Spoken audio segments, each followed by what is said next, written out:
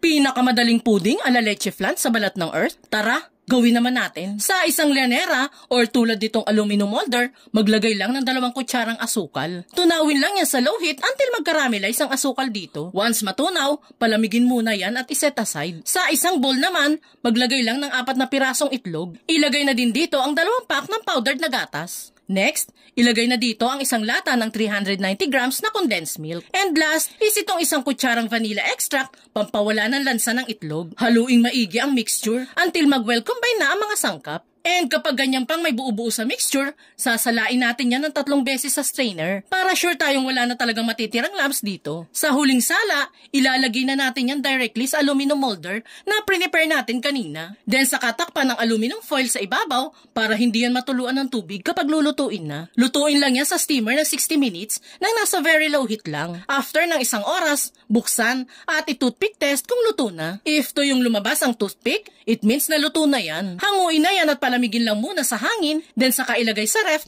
para mas masarap kainin. And that's it mga mi! Ready to serve na itong very creamy, sakto sa tamis, at super sarap na puding ala leche flan. Kaya kung ako sa'yo, subukan mo na din magluto nito.